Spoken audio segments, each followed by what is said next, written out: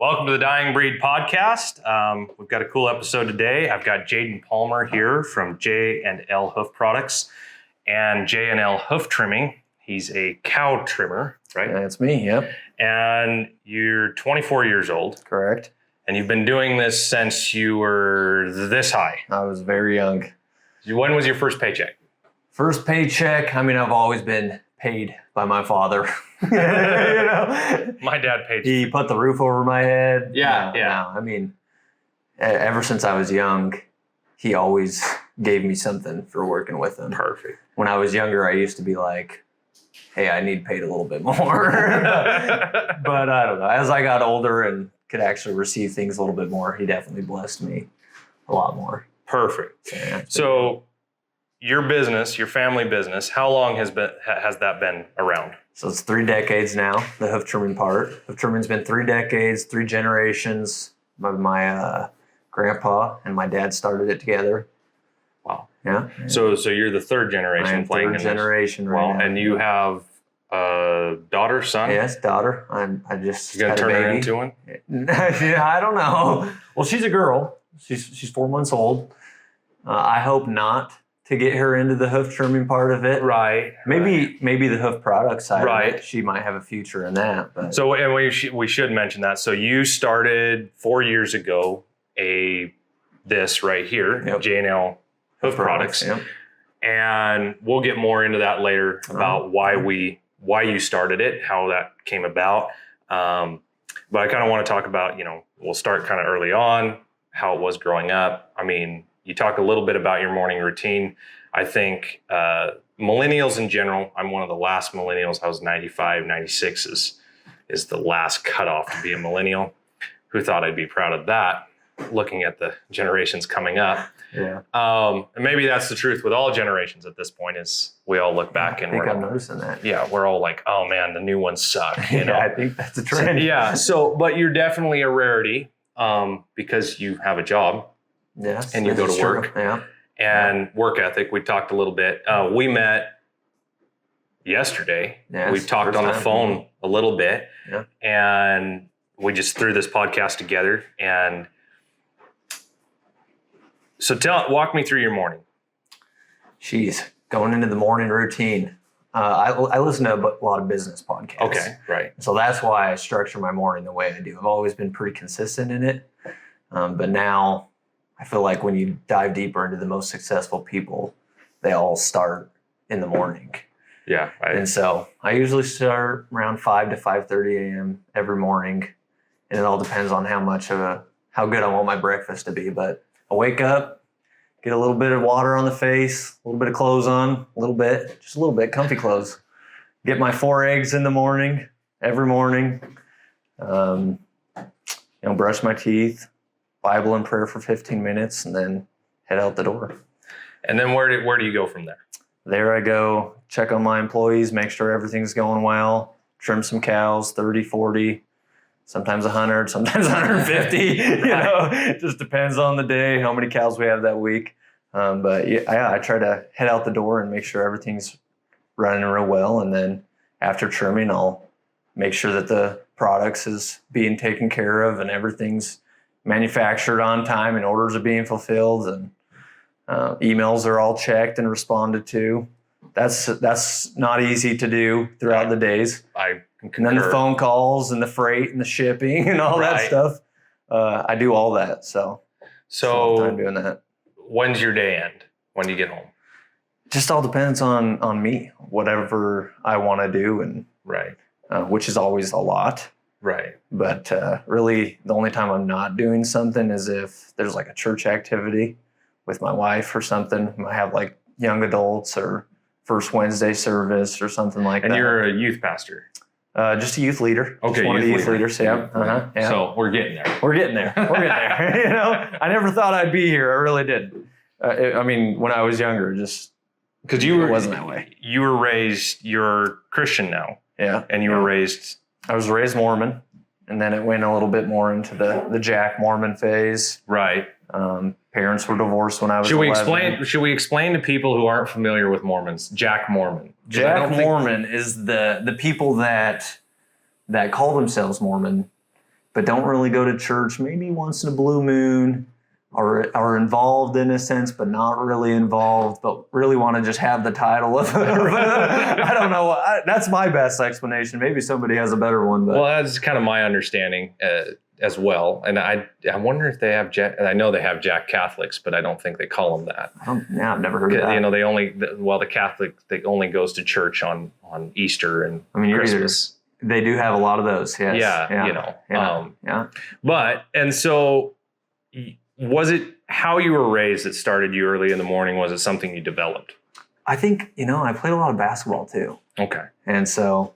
Do you think sports contributed to your drive? I think so. I mean, between like all summers, when school was over, it was summertime, I'd go work with my dad's employees and with him. And I always had that like grasp of get up early and get to work, baby. And so I was always working in the summers, and then basketball too. I mean, there's so much structure in that. I had a really good basketball coach from junior high all the way up to high school. And he was so prepared and organized. And we didn't just have a million plays ourselves, but we knew every single other team's plays, and we practiced them. And I don't know, the routine was like scheduled minute to minute. Every minute we were doing something and it was just so structured. And I feel like that's really shown my structure in my days now. So I have an app now where I structure every minute of my day the night before. And so I have my hour and 10 to 15 minute routine, 15-minute Bible prayer. And then however many cows I have that 3 hours, and then the office time. And then if anything else is scheduled that day or meetings, it's all, and I think a lot of that has to do with that organization of the basketball and the team and whatnot. I think it's interesting because I don't have employees. It's just me, chief cook and bottle washer. Mm-hmm. But owning a small business or owning any business at all, there's no one telling you to get up. There's no one telling you to go to work. And I think a lot of folks really struggle because they're like, I want to own my own business. I don't want a boss. Mm-hmm. And they don't really understand that your boss now becomes everyone because you're having to supply or you're having to do this, and you work harder. It's so much more. I've done both. Yeah. I've been the employee that just trimmed cows at first. Right. And then just went home and then did whatever else. And how much less stress was that? Dude, it was amazing. Like I preach it now. I'm like, man, you know how easy it would be if I just trimmed cows and went home. Right. Even if it was just the one job. Right. Even if I only owned the hoof trimming. Right. That would be so easy. Compared to what I'm doing now, trying to do both businesses. And I mean, the local is still hard, still has its challenges, still real, difficult. Right. But it's nothing compared to the across the United States trying to get out of the country kind of deal. And it's just a whole different ballgame. Well, and I think diversity. I think small business in general, with the economy we're in, with the climate we're in, you have to diversify. The days of being able to work at one job, make enough for a family, support your family, blah, blah, blah, they're just not there anymore. Yeah. And you're doing that. You're going out, you're trimming cows, you're doing your hoof products, and then you're even talking about going further. And since we've been talking the last day or two, I'm like, you need to be on social media. You need to be doing this, which just adds another hat that you have to wear. With your employees, what are you seeing? Like hiring, are you hiring younger guys, middle-aged guys? Where's that fall? Man, I mean, we're hiring right now another hoof trimmer. And I don't want to be like biased on the age because I feel like it all depends on that person. I'm young, so it's hard for me to be like, well, this person isn't going to make it because they're young. And then also I don't want too old because it's a very physically demanding job. But I'm kind of looking for that fine line of a little bit of both. Right. Where they have the experience, they've seen the other environments and cultures and jobs that aren't that, maybe they are healthy, maybe they're not, but they have a feel for what's out there. And then I'm hoping that if they get established in our company, that I create enough core values and culture and just a team effort that's easy to work in, great benefits, work towards bonuses. you know, all that stuff. And we've changed so much. You know, you look back, the guys that when I was 18 working, the guys that I worked with were 50s, 60s, you know, and they were the ones that were running all us young guys. And I remember sitting there with a gentleman. I was cleaning grass seed. There's a lot of jobs I've hated. That's probably one of the top 10. Like, I bounced around. Why is that? You're in a factory all day. You stand at a little conveyor belt and you fill grass seed bags, stitch them with a little label in it, and then stack them on a pallet. And you do that all day long. That's all you do. Yeah. And the dust and the dirt. And then if there's no bagging, you just grab a broom and you walk around the plant getting dust off the floor and sweeping it into piles. And so, like, I hated that job. Like, it wasn't for me, right? I did it for 6 months. I showed up to work. I did it. But there was a guy there that was 30 years. He'd been there 30 years. And I asked him, I said, well, why are you still here after 30 years? Like, why? He was a smart dude, could have been anywhere. You know, he had a college education. Not that that makes you successful, but, you know, showed that he had some stick-to-itiveness. Obviously, he'd been there for 30 years. And I asked him, why are you here? And he goes, well, my wife and I married when we were 18 and had a kid, and then another kid, and I had to provide for him.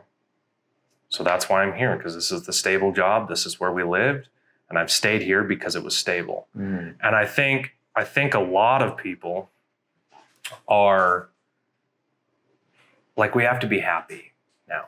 Like, the kids are told, do what makes you happy. And it's like, okay, but you're never really happy. Yeah. No, I mean, I've seen that. I've seen that where people are just never happy in their job. It wouldn't matter if they were a billionaire. Yeah. I think the thing is like, you have to choose that happiness. I think, I mean, for me, I needed that stronger foundation of God in my life for the true joy. But like on a happiness level in the work job, like, it doesn't matter whether it's easy or hard or a good day or a bad day, or whether poop gets kicked in your mouth. We were discussing that. Lands on your face. It doesn't matter. Like, it's going to happen, and there's nothing you can do to control it. And so you have to like choose that happiness.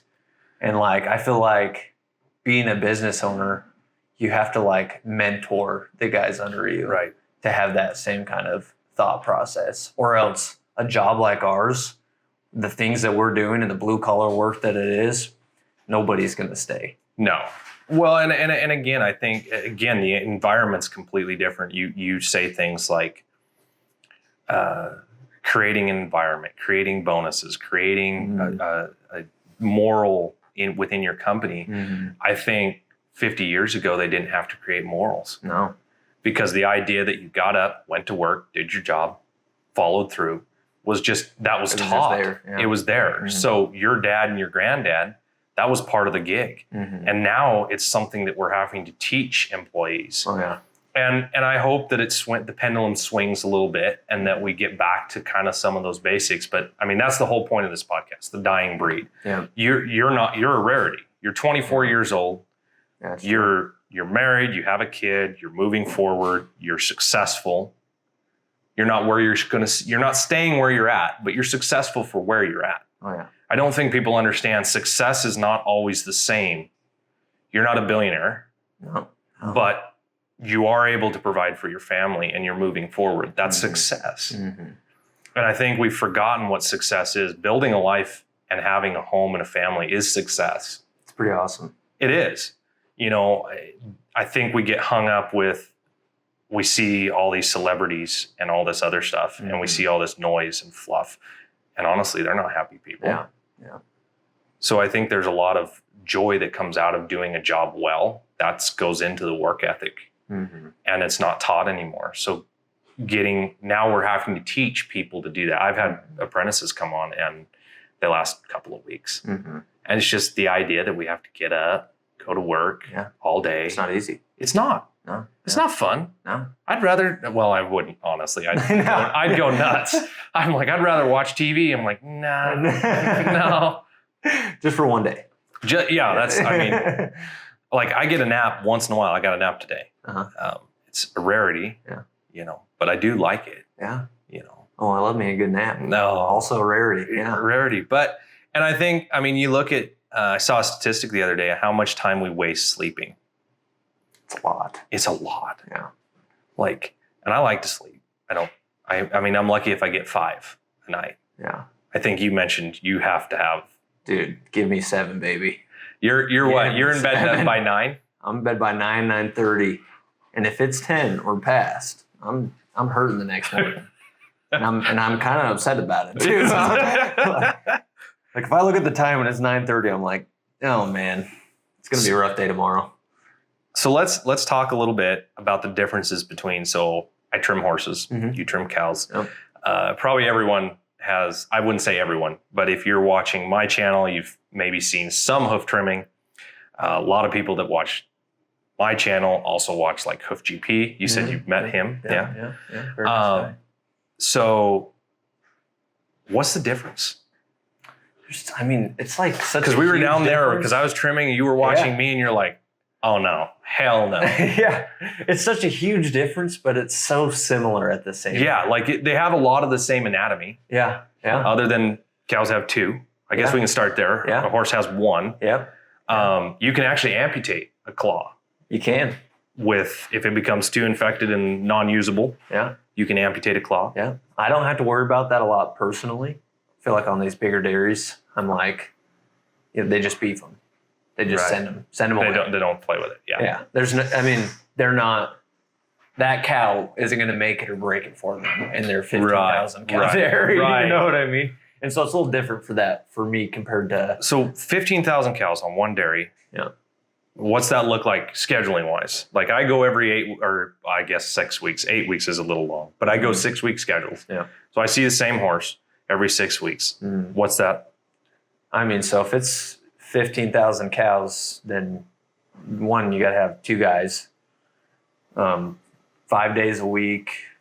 Maybe the other one's 4 days, 3 days, but somebody's there all the time. And so like, for example, we have one dairy that's 19,000 cows, almost 20,000 cows. And there's also an in-house trimmer there. Okay. So there's in-house trimmers and then there's people like us that are contracted. And so what he does is he's there 6 days a week and he's trimming as much cows as he possibly can in those 6 days. And then what we do is we're there doing all the other cows about 3 to 5 days out of the week. Yeah. You've got an in-house trimmer and you guys come in. How do we do that? Well, no. So I have had instances in my profession where they have someone who claims they're trimming. Like, is he professional or is he a little more, are you guys brought in for the hard cases? Does he do just the generic shit? So the way that, it's different everywhere. But the way that one is set up is he's doing like the lame cows and then going through the barns and doing maintenance and other lame cows. And then we're like doing all the dries and then helping wherever else we need. Okay. But it's different everywhere. Do you think you see more than he does with the amount you go and where you go? Or because I see that a lot. Like you'll have a guy that trims for one outfit. Or maybe he does it on the weekends or whatever. And we call, so like there's professional farriers, part-time farriers, and then your wannabe guy that just trims his own. And I assume there's maybe a little bit of that. There is. It's in-house is hard. Like the only way that I see in-house ever working is if there's someone that knows what they're doing like us that's able to manage them. Because the most the in-house guys usually get is like a 3-day training in person. And then from there, maybe someone comes and speaks to them, or maybe they take a course. But that's really usually what they get. And then they just kind of run off of that and they're just getting the job done. And nobody knows if it's right or wrong. And so the only way it works is if there's someone like us that's able to be like, hey, let's change this up a little bit. Let's start doing this. Right. And also they're like, they don't care about the schedule. They don't care that, and they don't have the big picture. The big picture. They don't have the mindset of like, I know there's this many cows on the dairy. They need to be trimmed 2 to 3 times a year. So break that down into months, weeks, and days. Put it on a spreadsheet. This is what we need to get done. But then they're just there to be told what to do and trim cows. It's just a different mindset. Right. But that's kind of where we're trying to attack the industry a little bit, is being ahead of that game. In my industry, certification as a whole, we have a CF, we have a CJF.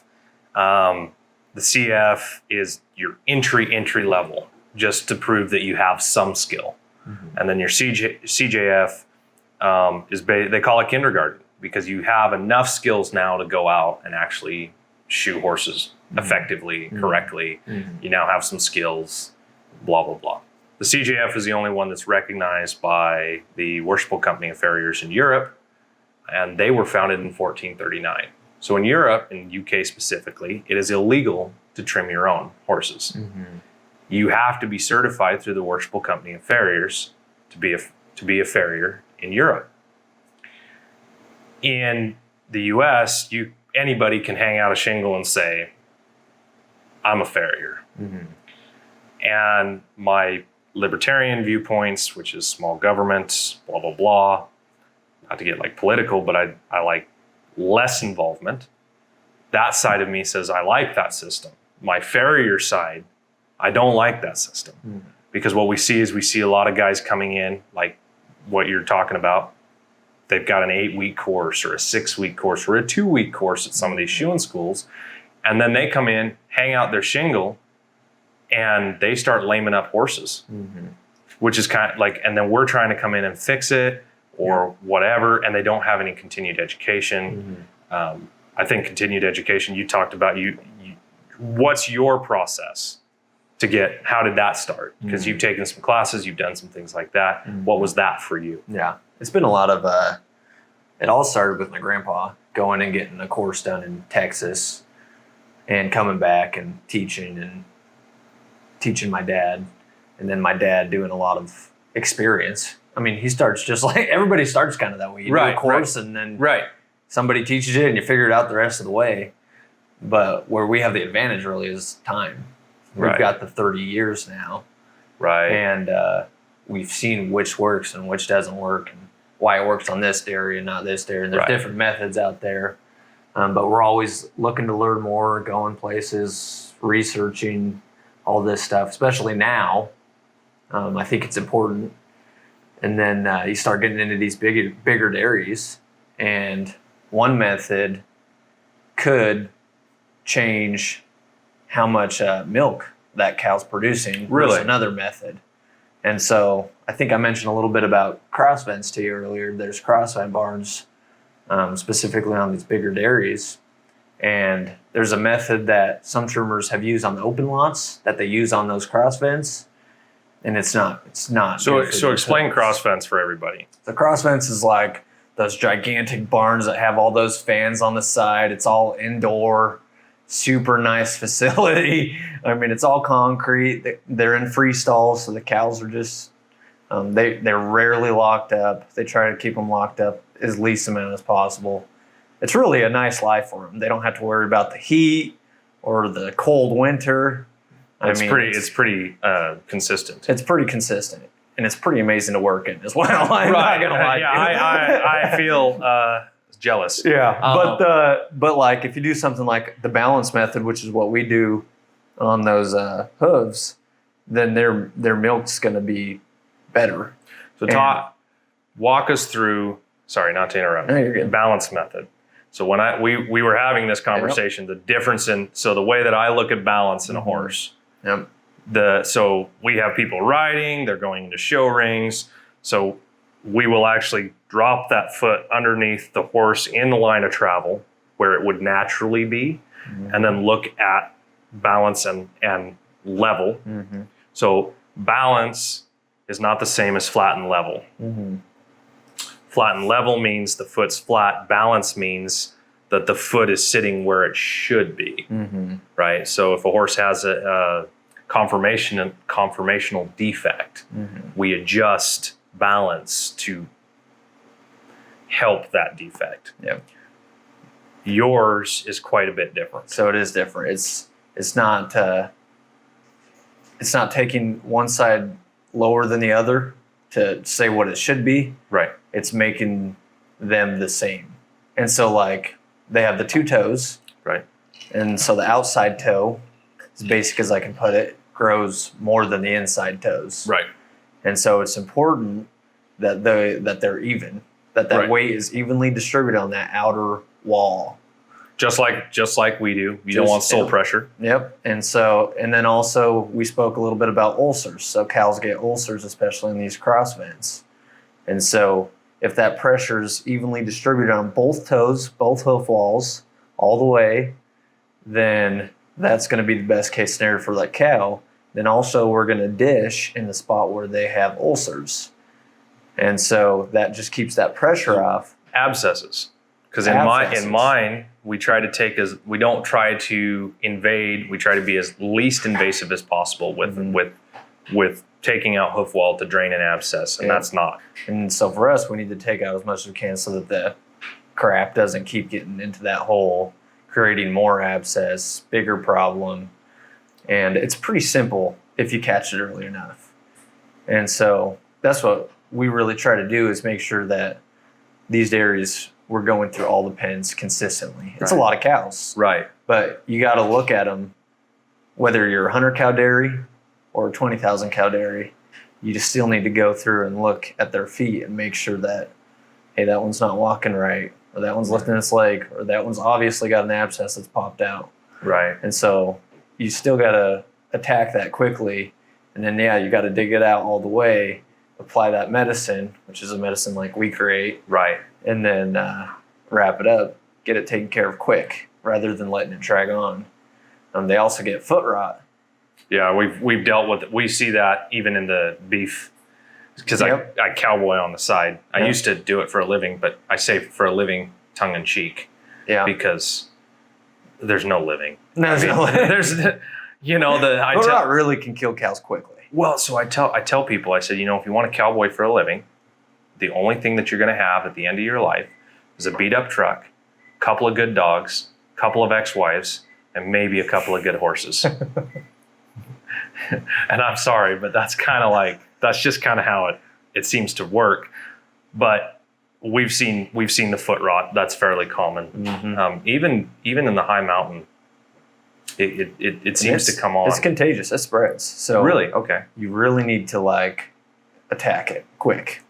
One, that animal could die within 7 days, and two, it could spread to the other animal. And we probably, as far as the contagion goes, and I haven't cowboyed in over 10 years, so it's kind of been not as up on that stuff as I should be. But we see, they're in a pasture, so we don't see the contagion part probably as much because they're in a much wider, bigger area. Mm-hmm. But as far explain hoof rot. So it's like this infection that's in between their toes. Is it anaerobic, much like a thrush, like for horses? What do you mean by anaerobic for horses? So in horses, we have thrush, which is an anaerobic bacteria, so basically lack of oxygen. Mm. So usually it's in the center sulcus or the commissures. So anywhere that there's an area where dirt, bacteria can get trapped, and stay there, stay moist. Mm-hmm. And then, obviously lack of oxygen, and it begins to grow, and then it starts eating into the foot. So it causes an infection. It's actually an internal infection. Okay. It leaks its way out in between the hoof. Okay. And so that's why you'll always need to give it something internally. And so we would wrap it with this medicine, and then always make sure that the dairy gives it Exceed or XNL, some kind of shot that helps internally. And then also on the organic side of that, you can't give Exceed or XNL. So we recommend giving something like garlic. They take internally to help the internal infection, while our medicine will take care of the outer infection.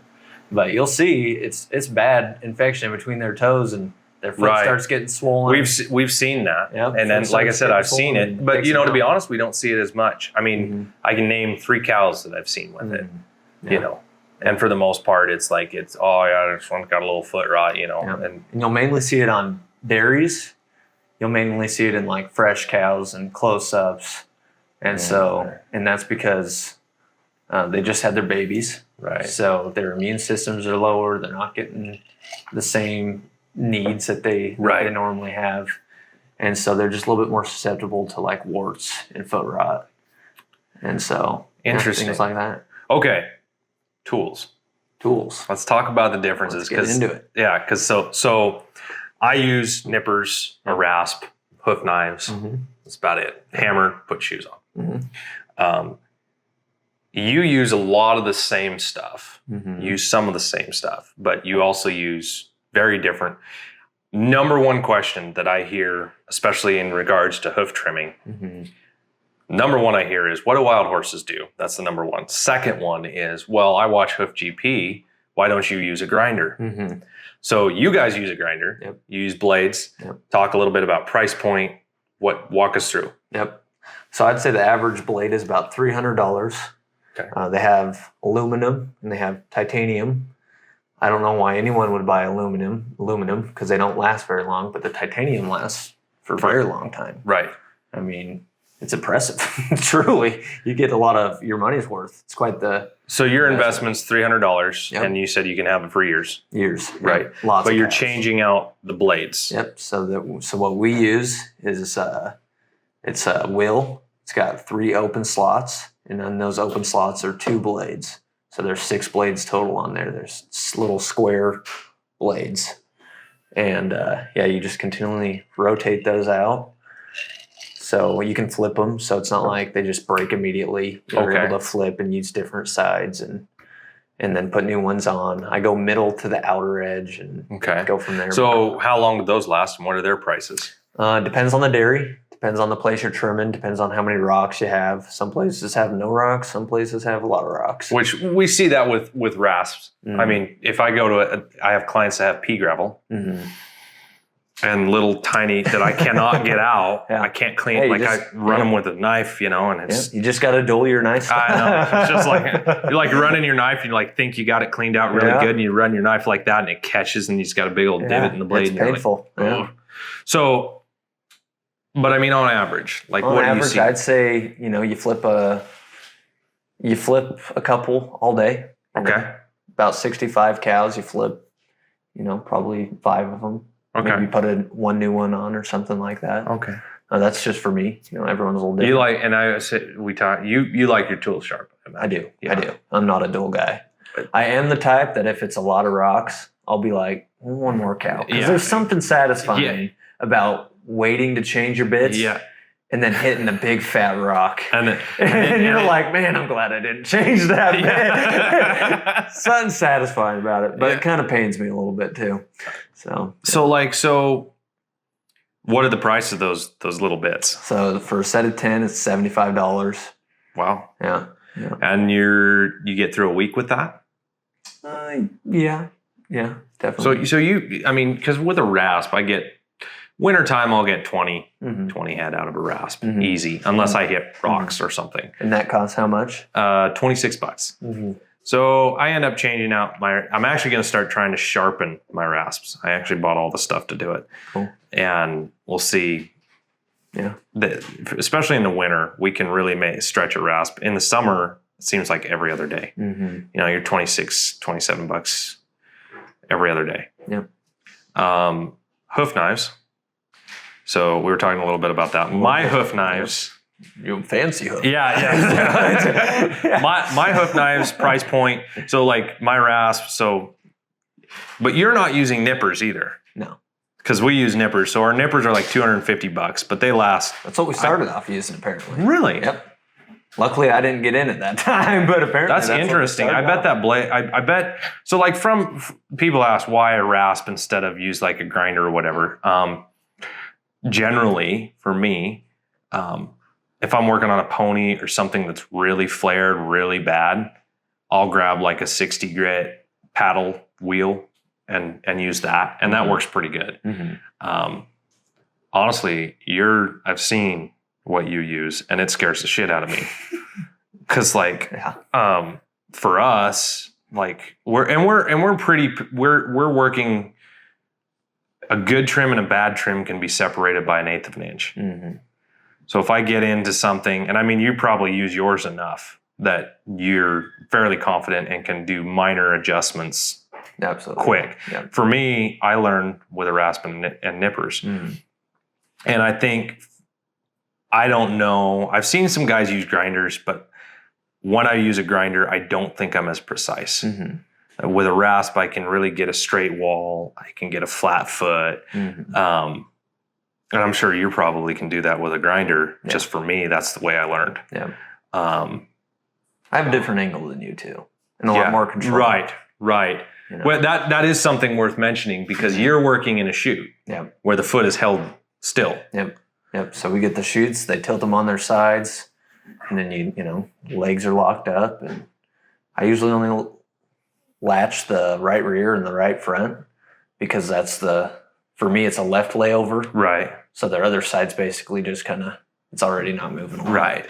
But yeah, I mean, I have a whole different angle. I'm a lot more secure than holding their foot bending over. Watching your face when I was working the other day was hilarious. It looked painful. And the way you trust the horses, I've never, we spoke a little bit about that too. I've never had a trust for horses. Like cows, I almost feel like I'm one with them. I know what they're going to do. I know which way they're going to turn.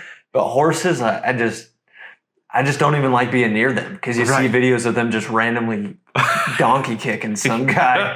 And I just don't even like standing next to them. And you're just right there picking up their feet, moving their butt. Yeah. I think you read cows. Yeah. You read their body language, and horses are very similar. If you spent a little time around them, you'd see that. It's hard to teach, by the way. Oh my God. I've known some guys that were pretty badass farriers that were terrible, could have been badass farriers, but didn't have horse handling. And they couldn't, I had one gal here, and she was kind of trying to do it, and she could not. She didn't know how to put her body. Some of it's learned. Some of it's figuring out where to put your body. My profession is definitely your body, contorting your body to make the horse comfortable is huge. We just got done with a competition, and the third day we do a horse. So we do 1 foot and a specimen shoe. And the horse was really old, and the other guy really struggled with her because she was not wanting to cooperate with him. And I got under her, and I was like, well, she's not going to pick it up. So I legit did the horse off my boot. So I had the foot that far off the ground and did her that way, and she stood. So I'd rather take a horse that'll stand than trying to get it up off the ground, so I'm a little more comfortable. So I think for us, that's huge. Trying to teach someone how to position their body to make a horse comfortable, that's a skill, and it takes time, and it takes muscle. But then also learning how to read that horse. And I get, if I get to the end of a long day and the horse is being stupid, young horses I'm super forgiving with, because they don't know any better. Old horses that know, and I've shot them before, and they know how to be good, that are being absolute dinks, those are the ones that I start to get I'll get after them for it, because I'm like, you know how to stand. I've done you for 3 years. This is unacceptable. See, I feel like the older the cows, the harder they get to work with sometimes. Yeah. I mean, and I mean, horses too, the older they get a little arthritic, they get a little, yours probably also, I know I've worked like rope and steers. Sometimes when they're worked more, they get a little rank because they're not afraid of you anymore. They don't want to work. I don't know how that plays out. Man, it's also back to dairies. And it's all about their management. Right. So if they have good management and everybody's taking care of the animals and they're in a good environment, they're well fed, everything, they're usually pretty chill. Not perfect. Definitely not perfect, because they're still cows. It's an animal. I mean, but you get into the ones that are pretty poorly managed, nobody's taking care of them, they're kind of, doing whatever they do to them. Right. Then they're kicking, they're turning around, they're trying to kill you. They want to fight. Yeah, it's a whole different game. So that's why I like specializing in those bigger dairies, because they're so much easier to take care of. You see more management. Yeah, the management is a lot better. It's amazing. We see this in horses. It's so similar, really. We see it, same thing. We go into some places, and the people that ride their horse as a whole, the ones that are going out, their horse has a job, has to do a job, they're better to work for because the horse is getting handled. I do some horses, and I show up. I do a few horses in particular that I show up, and I've tried to talk them out of shoes for years. And they're like, no, our horses need shoes. Okay. You're going to pay me more, but okay. And I go in there and I shoe these horses, and I'm pretty sure that from the time when I shoe the horse to when I come back 6 weeks later, that horse hasn't been pulled out of a pen. So the only interaction he has with humans is me. So those can be super hard because they're just not there. The ones that you saw, they're actually worked pretty good, but they're all young. The girls that own those horses they're also fairly young, and they tend to they could use a comeuppance. The horses could. They could use a little. Like that one horse in particular needs to learn that it's not acceptable to kick, and it's not acceptable to pull back, and it's not. So that's a lot of training. And I imagine with the cows it's a little different because you're in a chute, you're doing this. Not much training going on. Not a lot of training. That'd be, I've honestly thought over the last few years, like getting a flip chute would be just for those horses that are just nasty. Fine, I'll do every nasty horse in the country. I mean, I think you could make it work. Yeah, but then do I really want to do that kind of work? Yeah. Because there's guys that do it. I got a Mexican buddy that shoes horses, and he gets the rank. I'm like, why are you doing these rank horses? I'm like, why? Like he sends me, he was doing a buddy's horse, and the horse lost it. And so the first picture I get from my buddy is the horse set back at the rail like a dog, and he's pulling back as hard as he can. I've seen those pictures. Yep. The next one I get is the horse on its side. And the next one I get is all 4 feet are tied together, and my little Mexican buddy's driving shoes on as the horse is laying on the ground. Looked at my buddy, goes, leave him down. He's your to-do. I'm like, I wouldn't have done him. I'd gone home. But for you, with the nasty cows. Yeah. We pretty much need to get it done. The only way we're not going to get it done is if they go into that chute and they just decide to lay down. At that point, it's a little too dangerous. We would rather open that door, let that cow out, than risk it staying in there too long, not getting up, us having to get a loader. Does yours kick open on the side? Do you have the ability to kick yours open from the side? No. I can lift it up, and then they're just chilling right there. But I usually just open the door, and once they see that door open, they just get up. Oh, gotcha. And that's also an experience thing, that I have to mentor employees and whatnot with. Just open the door. It's not worth killing a cow. It's not worth killing a cow. What's and I mean, there's some horses. I like the other day when you were there, that horse I was doing just before you got there. I looked at her, I was like, do you really want full sets on this thing? She's like, no. I was like, good call. Because is it really worth having a whole big fight and me getting hurt and the horse getting hurt? And these days, I mean, and you probably don't deal with this, but there are some people, and they're probably some of my harder clients to deal with. They're a little foo-foo. They're a little fluff. I had one gal, I don't shoot for her anymore, so I can tell this story. I had one gal who looked at me. She was a psychologist, big surprise. Looked over at me and goes, I was whistling, and her horse, she goes, I don't think my horse likes you whistling. Oh, gosh. I'm like, I don't think he cares. And then a little while later, I was putting shoes on him, and he liked to rear in the cross ties. So he'd go straight up and just rip his foot away. Well, I'd gotten the shoe on twice, just barely on, and that thing rips, and the shoe goes flying. It's like the third time. And I really try not to swear around clients. I try hard. And I looked at that horse. I'm like, you dirty son of a bitch. And she looks at me and she goes, I don't think he deserves that. And I looked at her and I'm like, I think he did. And then some. Like, but those are the hardest ones because they're not like you work in ag. You don't I don't feel like you get to cross over into that like hobby farm or do you? There are times I'll be careful with what I say because you never know who's going to right. I'm just being honest.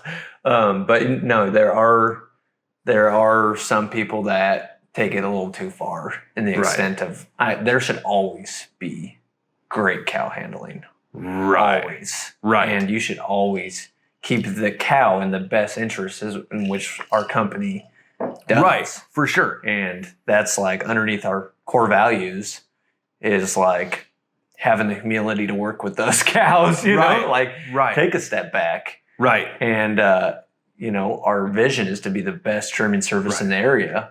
Well, we can't do that if we're beating cows. Well, and not necessarily beating, but you've been in situations where you got to get a cow up. Yeah. You got to get them out. Yeah. And it can be a little aggressive. You need to shock them. Yeah. Sometimes. Right. And it's really hard when you can't. And you like there's times where it's better for that cow to get one little pick him up and get him out, get him trimmed and out of the way rather than one almost hurting us, almost hurting, I guess, herself, and then also making the other cows around her crazy and then creating more problems for those cows. And so it's sometimes, in some cases, you just need to, but sometimes that's not understood. Well, at some places. And that, I mean, we see, I've got one client and she's really awesome. She's got 2 horses. Yeah.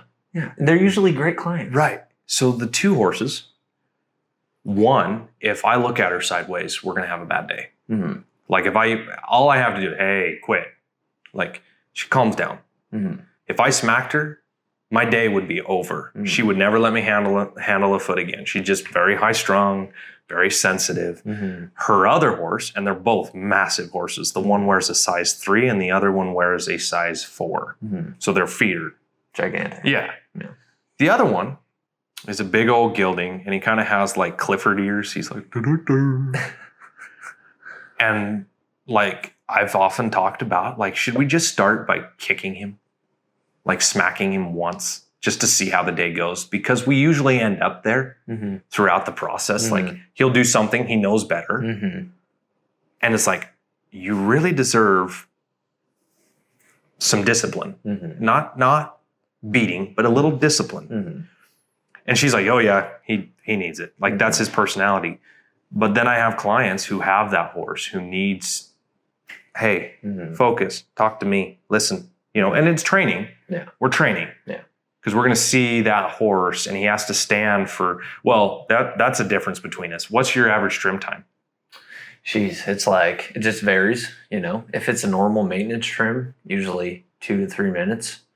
And then if it's like a cow that needs wrapped or blocked or something, it can go to 10 minutes maybe, 2 to 5 to 10 minutes. So my average trim is 20 minutes. Yeah.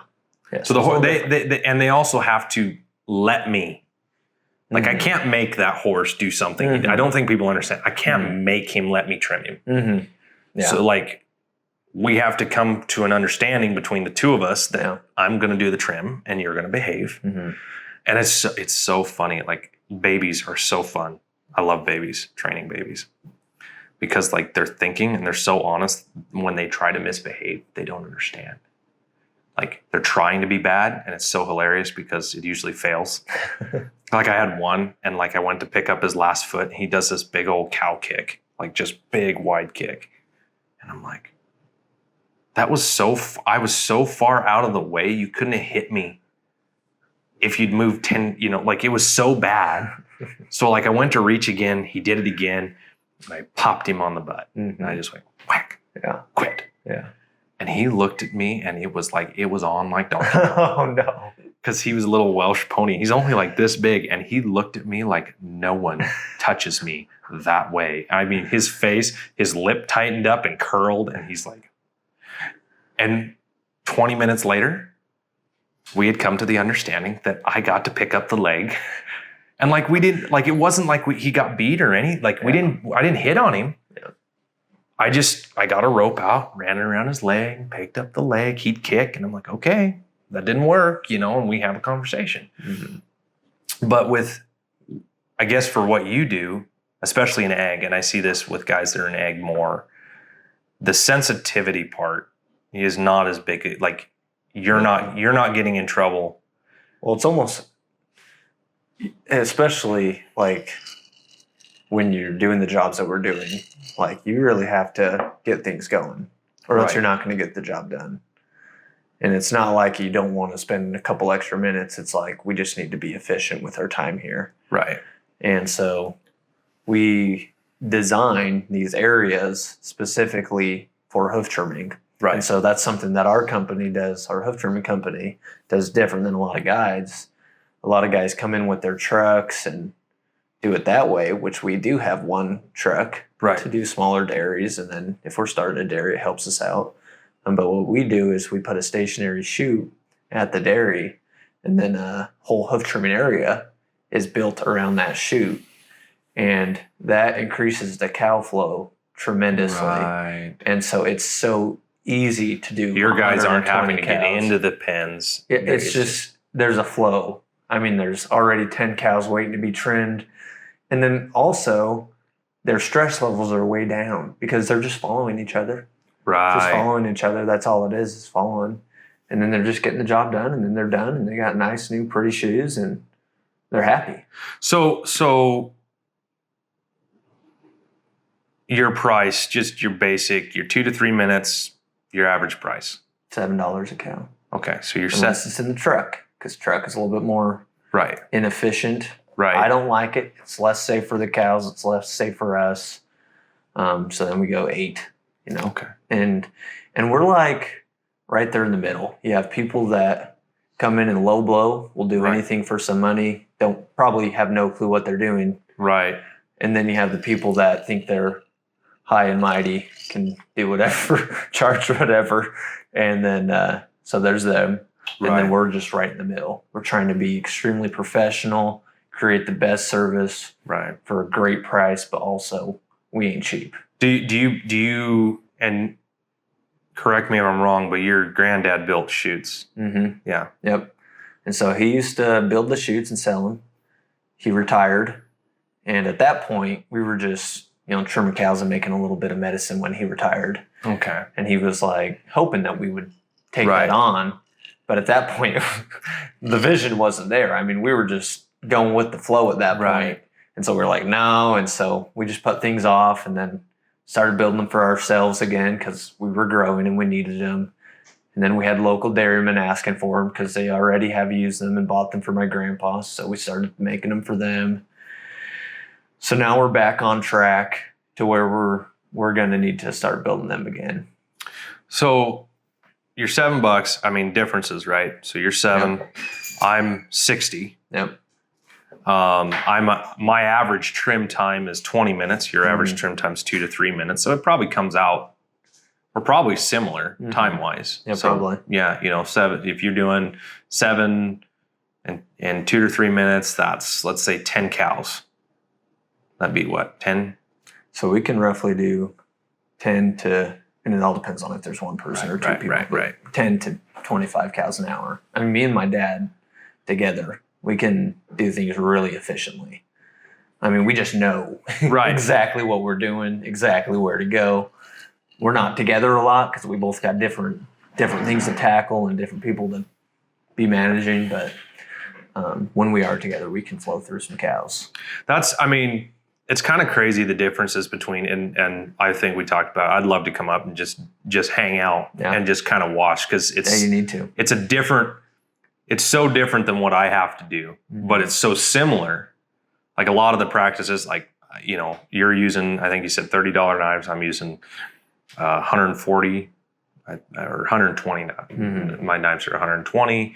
Nippers are $250, $300. Rasper 26. You're using a wheel that's a grinder that's $100, wheel Right. that's 300. What, do you replace your grinders a lot, or do they last pretty good? I mean, we just use them a lot. I mean, every day, Right. 5 days a week, sometimes Right. 6 days, and so they're going through some. They're What do you- meant for construction Right. and a little bit of grinding here and there. Yeah, We're using them all day, every day, Right. And so, What usually- brand?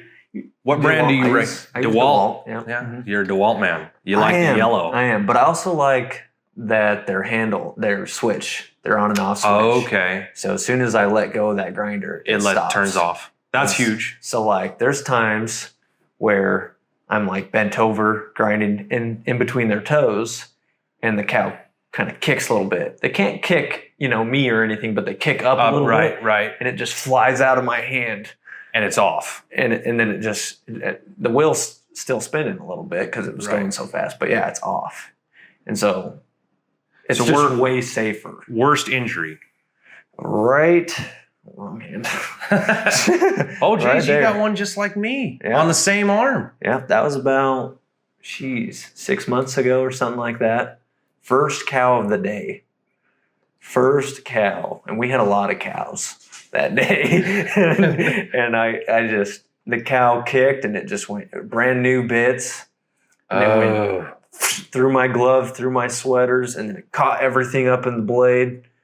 And then I took it off and I was like, I'm fine. I had my worker there and he's like, you need to sit down. And I said, hey, we need to chillax. Everything's okay. Let's just get the sweater unraveled, which was very difficult. And then I think I'm fine. There was so much adrenaline so quickly. Yeah, And I was like, I think I'm fine.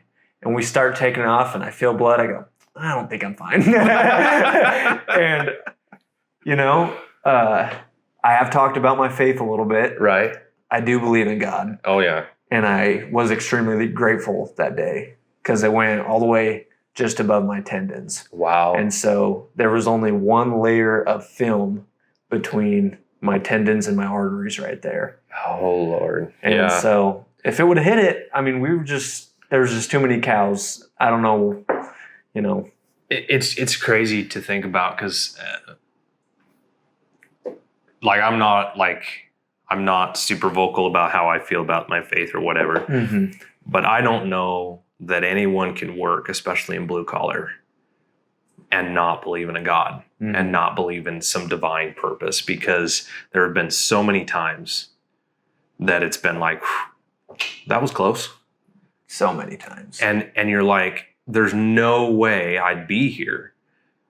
Maybe I'm here for the amusement of God. I don't know. But I know that I'm here because of him. Yeah. I mean, there's that saying, never run faster than your guardian angel can fly. I've pushed that limit a couple of times. You know what I mean? Man, I've been close to dying a lot. I've been shot before. Oh, really? We have a lot in common. You've been shot too? Yeah. Oh, man. I'll be darned. Not Okay, a lot you of people can relate on that. No, tell me your story so I can tell mine. And All right. mine's not as good, I guarantee you. Yeah, we'll make it quick. We don't want these people. I mean, they're probably loving this. All right. So I was 18 years old. We were turkey hunting. It was me, my dad, and my stepbrother at the time. And me and my dad were together in a blind. My stepbrother was separate from us. He shot at a turkey, and he said it went into these trees. And so it's just this field that has a patch of trees, Right. And so we're like, all right, we'll go on the other side, and we're all close in so that this turkey's screwed no matter where he goes. And so me and my dad drive around, and we get into like this triangle where we're all closing in on this turkey.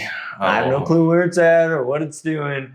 But the communication wasn't there.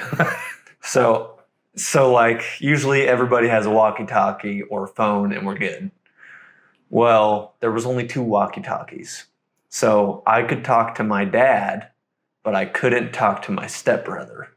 And my stepbrother could talk to my dad, but he couldn't talk to me. Oh, Lord. And so my dad's on the radio. We're all pretty close, getting close to each other. And he's like, hey, you should be coming up on Jaden.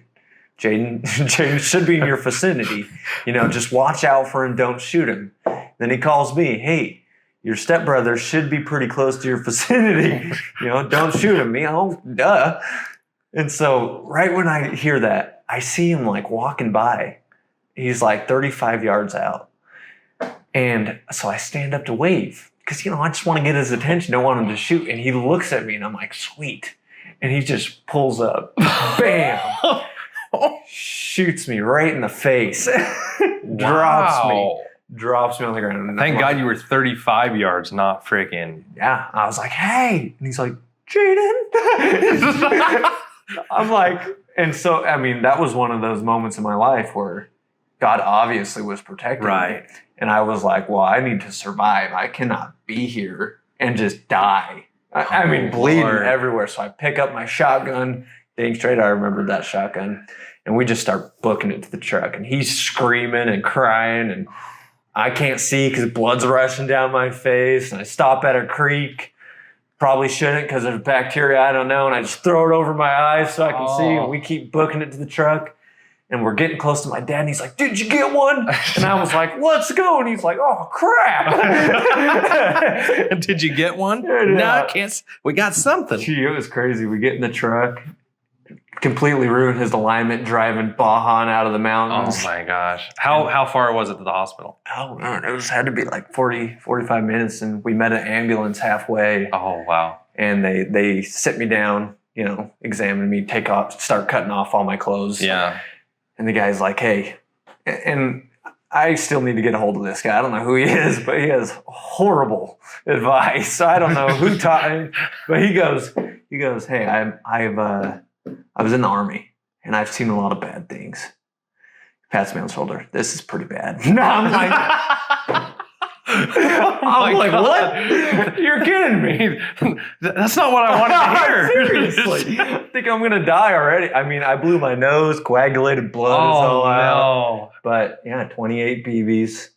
One right next to my artery. Didn't hit my eyes. Oh, Lord. I had one go in my nose and it shattered my nose completely.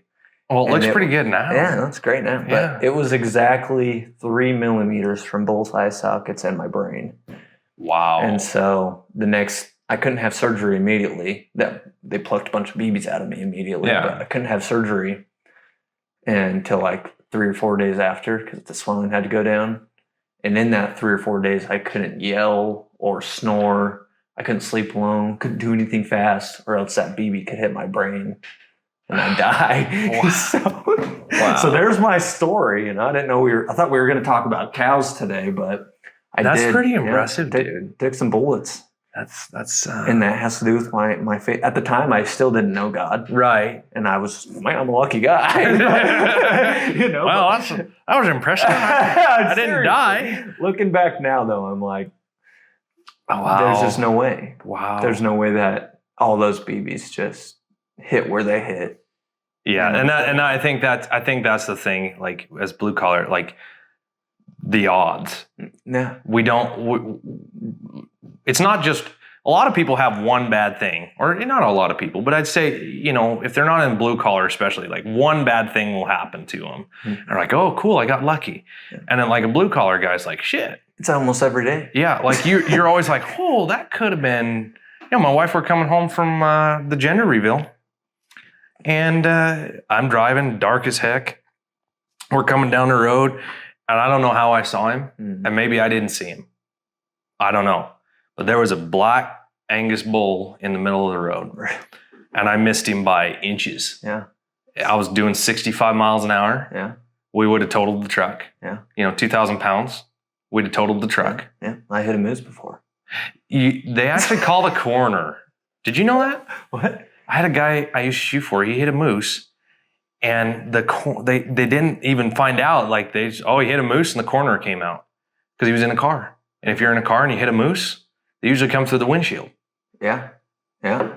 Yeah. Mine hit the crossbar on the side, and it just, I nailed that thing. I was in a Mustang. Oh, geez. I was blessed with a nice, black, beautiful Mustang in high school. You were one of those boys? I was one of those boys. Went flying. Hit the crossbar. Didn't go through my windshield. Again, with my stepbrother, that same guy. you know, I hate to tell you this. You've heard of Cinderella? Yeah. Yeah. Uh-huh. I don't think I'd hang out with him no more. Yeah. Well, that's He's- my bad. I like the guy. He shot you. That's impressive. That's really impressive. Yeah, we had to get through that, but it made us closer. I imagine you had to get through that. So let's talk. Let's get back on track here. What are you talking? Give the people what they came here for. HD, ADHD, high definition attention deficit disorder. Okay, so 4 years ago you started a business. Yep. It was J&L Hoof Products. Yep. And you've got, this is the organic side, and you have the non-organic side. Yep. They're non-antibiotic. Mm-hmm. In the last few years, we've seen a ton of changes in the ag industry as a whole. Absolutely. Horses, cows, especially. It is harder and harder to get antibiotics for livestock. Yep. And so that's changed the way we do business a little bit. And then obviously organic has become such a big deal. I won't dive down that rabbit hole too hard today. My dad was a fertilizer salesman for 30 years. Uh-huh. And so he used to love to do that. He'd like explain like really what is organic. And I don't think most people actually understand what organic means. But you work on dairies that are organic. I do not. Okay, so how does that work with the organic side? How did that come to be? So it all started with this hoof gel. We'll backtrack to the beginning of everything. Okay, starting 4 years ago. So 4.5, 5 years ago, we trimmed for these bigger dairies. Right. So the government started saying, hey, they already don't like antibiotics in the milk. They won't have it. Okay. Or they'll have to dump their whole milk. And so they're going to be like, hey, we're going to up the test so that even the antibiotics that you're wrapping the feet with could potentially come up in the milk. Interesting. And we don't want to be liable for that. Yeah, hardcore. As a hoof trimming company. Yeah. And so then we started using other products that are non-antibiotic. Well, we kept having to go back and redo the same cows over and over and just kept wasting our time. And then it makes your business look really bad. Makes you look like you have no clue what you're doing. Right. And so we came out with this first gel just for ourselves, just for our business at the time. Right. And just for everybody, well, and for those that are on camera, you can see it right here. Mm-hmm. It is a legit gel. Yeah. And for everyone that's listening, it's like blue. It's got some white granulars in it. Kind of feels, as a whole, kind of a granular gel. Mm-hmm. And I believe you said it's a copper sulfate base. Yep, it's copper base. It's got stuff to balance pH levels and antibacterials and inflammation and all that stuff. So you developed this because what you were trying to use, I think we discussed that. So I use copper sulfate, or have in the past. We're going to start trying to use this. Yeah. But I use copper sulfate, and they charged me like $30 a freaking little bottle, which drove you. So like for you, you tried, I think you said you tried copper sulfate, you tried some other products. Yep.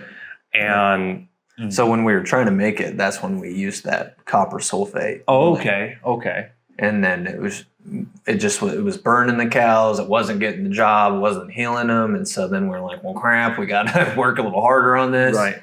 And so we started adding stuff, doing research, a lot of trial and error. And you've done most of the research here, haven't you? Yes. Yes. Yep. This is your baby. This is our baby, yes. Yeah. And you do, and then you kind of had another problem because you finally developed the gel, and then you tried to come up with a spray using the same ingredients, and that did not work. No, absolutely not. It was crazy, wild. If anybody knew what I was actually doing in that little shop of ours, it's pretty big. But the mad professor. To me, it was little. In our little lab in the big shop, it was wild. I mean, I'm not how many years qualified to do what we're doing. Right. You know? Well, but I mean, again, qualified is probably a little bit subjective. I think so. Because I think everybody starts something. Right. And so it's the same thing in our industries for trimming. Right. somebody started that certification who had no certification. Right. So somebody somewhere came down the up. line. Somebody came up with it, and then Exactly. improved upon it. Yeah. And then with yours, how many years did it take you to get to where? So it took us a year and a half before we actually started selling this. Okay. Because we originally made it for ourselves, and then it started working, and we're like, well, let's diversify a little bit. Why not? Let's start selling this. And so started selling it, and then great feedback. And then we had a lot of organic people calling us and, hey, is this organic? And we're like, no. At first we wanted it to be, but it wasn't. And it's non-antibiotic. It's non-antibiotic, but not organic. And you don't. So the organic people were calling, and you don't actually do any organic dairies. No. Interesting. And so then it was just a whole different market that we weren't reaching, and a whole different set of people that had absolutely nothing to heal their cows. So we're like, well, let's make it. And we thought we had this knowledge, it'll be easy. Well, it wasn't. It wasn't easy at all. It was actually hard. It was a completely different, and for everybody that's watching or listening, it's green. It kind of feels the same. Yep. It feels similar. Same base. It's a gel. It's copper based gel, and it kind of smells like an Italian meal almost. So the only difference is in the ingredients in organic and non-organic is these ingredients are all natural. Even though this one's non-antibiotic, that doesn't mean they're natural. Right. So that's the only difference in these ingredients. And you say they works pretty much the same. Yeah. You don't have really any differences. Yeah, they both do really well. The only difference is like in the healing process, you'll see with this non-antibiotic one, it turns stuff more into a powder and then it's gone. And then with the organic one, you'll see more of like a black crust. Okay. And it's all healed. And it just has doesn't that powderize protective barrier. There's just no powder. And then obviously you've got this. And I imagine, was this one just as hard? Yeah. As everything was. It was not easy. It gets easier, but they all have their own challenges. Right. So we started off with the first gel, went to the organic gel. Then I was like, hey, some of these I don't feel like I need to wrap. I don't need to spend the time. The dairy doesn't need to spend the money. Also, people can't wrap sometimes. Let's have a solution for those people in the parlors. Right. So let's make a spray. Also, there's a preventative side where, like I said earlier, there's foot rot and warts and like those fresh cows in close-ups. So I was like, this spray could also be a preventative for that, where they go in and spray those cows weekly.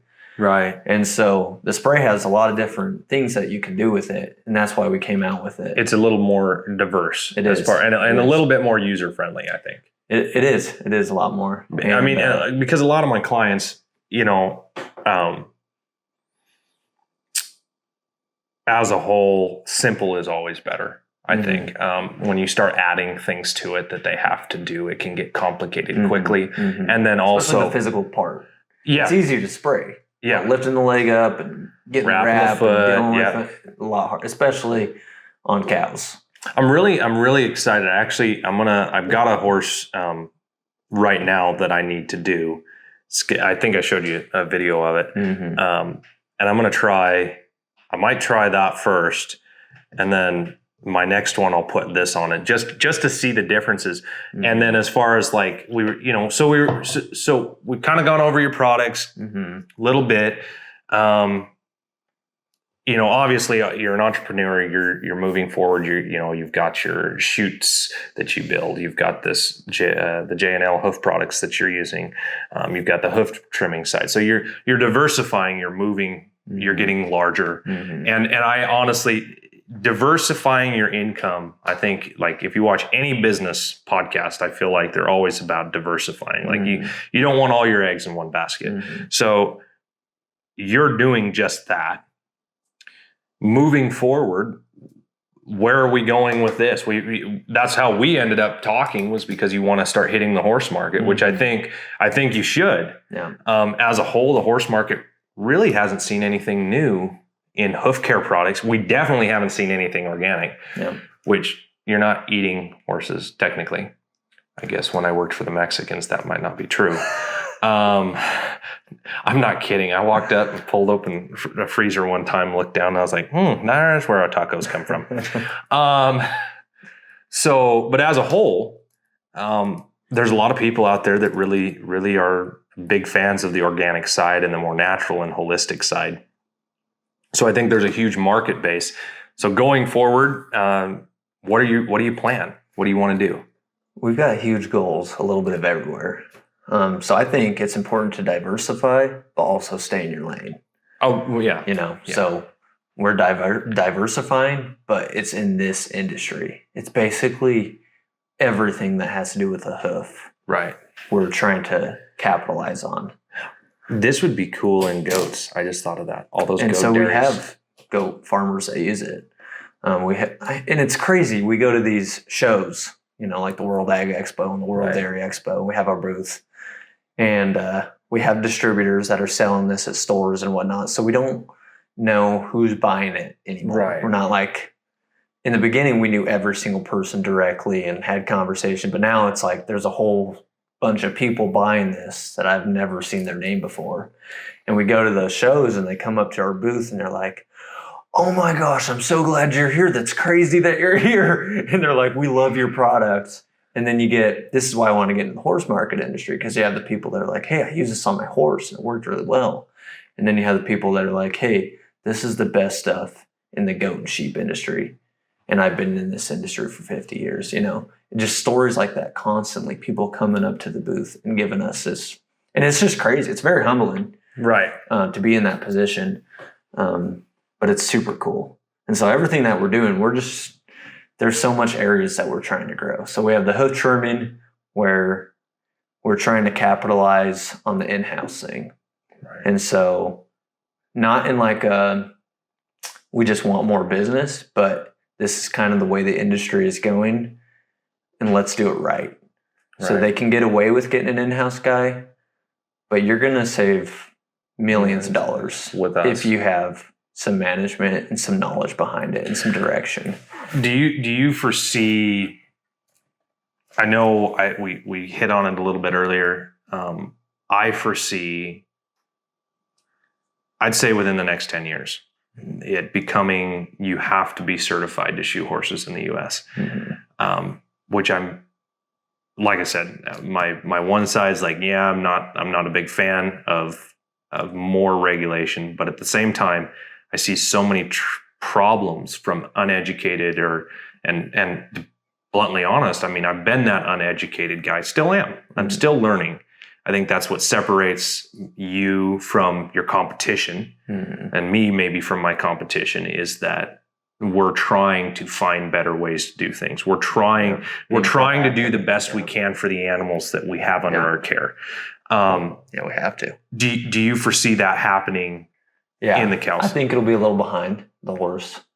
But yeah, I definitely see that happening. 15 years maybe. Right. And if it doesn't, great. But if it does, you'll be ready. Have those certifications already. So I think that goes to the moving forward. So for as far as the trimming goes, you've got your guys doing continued education. You're doing continued education. And then beyond that, where do you see this? Especially, I mean, we've talked about that, the hitting the horse market, which I think is. I'm hoping that works really well, that we get to work on it with you, and that we get to try. I'm really excited to try it out. I'm especially excited to try it out underneath dental impression material, underneath stuff that we see. Yeah. Generally, we see horses like padding, especially. We're trapping everything in the bottom of the hoof. And so putting something in there that's going to last. Yeah. Longer, and the videos and pictures that she showed me, they definitely, from what I can see, last longer than a lot of your generic. Absolutely, yeah. Like and doesn't burn. Yeah, because we use copper sulfate. Yeah, that's probably the number one thing that we use as a whole. A lot of guys are using it, and if it's burning cows, then it's probably burning horses. And that's what really separates us. Like, we talk about different markets and different animals, cows, horses, goats, and we're really deep into the cow market. We have our name in there. we know it because we're hoof trimmers. Right. You know? Right. But what separates us from the competition is most of those products are these big companies. Well, they're just trying to kill. All they want to do is kill. It's not a heal. Yeah, there's no heal. And so you see these before and after pictures. One, they're usually not taken care of. But two, it's burning. It's burning. Healthy tissue as well as. Yep. And so you'll see it's not good. And so that's what separates us is you'll notice that it's not just burning, but it's healing. And so a lot of people can't wrap ulcers in the hoof industry for cows. And that's because they're using products that burn and actually hurt that corium rather than heal it. And so our product, you can wrap everything with. And it doesn't burn. Warts, abscesses, foot rot, all the stuff. And it's going to get it done. But with the other products, they're too harsh. They're too focused on killing that. Maybe you can wrap this, but even that, it's going to burn. But you can't wrap this, especially because it's going to actually do more damage and prevent the healing. And right. So, well, that's a phenomenal product. Yeah. Because again, and again, we see this a lot. Quality control at a corporate level is tough. The bigger you get, the harder it is to quality control. Mm-hmm. And then you see decent products get bought by bigger. Yeah. And then all of a sudden, it's not a good product anymore. Right. Because they're just nickel and diming. And that is the last thing that we think about when we're building these. I mean, obviously, there's a part that it has to be. You have to be competitive. Yeah. Yes. But we want this product to work. And so we're going to spend and invest whatever money we need to get the product to where it needs to be. And however much that costs is going to be fine because that's what we're going to sell it for. It goes back to that old school that it's disappearing. I don't think people see it anymore. I see it. I have a buddy that was in a saddle shop, made saddles, and he made saddles for 50 years. And people would come in and they go, well, can you make this thing that's from the local feed store? Can you make this for me? Yes, I can. And they'd come in and they go, well, it's not exactly that way. And he goes, it's never going to be. I'm a craftsman. Mm-hmm. It's not stamped out on a mill. It doesn't have that. He said, it's unique to you. That's why I charge for this. And then also, well, why is it more expensive? Because I spent time, money, energy. It's not just that it looks similar. It's that it has better leather, that it has better this, better that. We see this in the farrier industry. The guys and a fellow by the name of Craig Turnka, he's one of the top guys in our industry, was talking about it at the WCB Winter Clinic this past spring. I think it was January somewhere. I guess that's not spring. But he was talking about the fact that as farriers, we need to be upping our skills because the time is going to come when that's what we're going to have to sell is our skill. And integrity, like as a craftsman, you do a job, you're selling your skill, you're selling your knowledge of cows. Mm-hmm. A lot of these corporations, I get it. Like some people go to school, they're a botanist or what do they call it? A chemist, but they don't know cows. Yeah. Yeah. And that's where I think, like you said, earlier you made the comment that, maybe I don't know what I'm doing. Well, you do, because you see it every day. You've tested the product. You've tested all the other products, and then you made a product that works. And you tested it, and it was probably a painful process. And maybe if you had a degree in chemistry, it might have been a little faster. Yeah, maybe. I don't know. I think I should have a degree now after all that. Right. but that's the whole thing. Necessity is the mother of invention. Yeah. So like I said, I'm super excited to see where this goes. Yeah. You mentioned the vision a little bit. We're getting more into the hoof supplies now so that we can take care of the hoof trimmer in a full. So we have the products now. Now we want to take care of their supplies too. Right. And so we'll be having our own wrap, someday our own blocks, glue, guns. Just so everyone knows, that's not a wrap for a pickup truck. That's actually like cattle wrap, vet wrap. Yeah. I love vet wrap as a whole. Mm-hmm. actually one of the biggest videos I ever had was, and it was so stupid. People always were, on drafts, they have those feathers. I don't know, heard it both ways. And they come down over the hoof and you can't hardly work on the foot. Mhm. So like we take them up and Wrap them. yeah. And I used this freaking green vet wrap that said Grumpy on it. And like everybody thought it was amazing. And I'm like, I've never been able to find another one. I was like, I'd use that every video just to, cause you know, I'm like Grumpy. That actually kind of, because I was like, everyone was giving me crap about it. And I was kind of like, maybe one day I'll get you your custom wrap. Oh, oh man, that'd be really fancy. Yeah. Anything for you.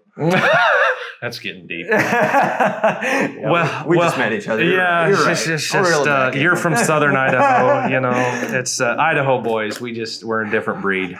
Yeah, mostly because our cousins dated. I'm not in that. You're not in. I'm not in that. We already talked about that. That's Northern Idaho. Hey. Well. Hey man, I can't thank you enough for coming on. Yeah, thank you. It's actually been super fun. I know we went way over time, but you know what? We had fun. Who needs it? No, our wives will yell at us later. So, yeah, it's awesome. Well, hey man, it was a pleasure. Yeah, and we'll do another one. I think we're gonna have to do another one. Yeah, who will? All right. Cool. Thank you, man. We'll see you next time. See you.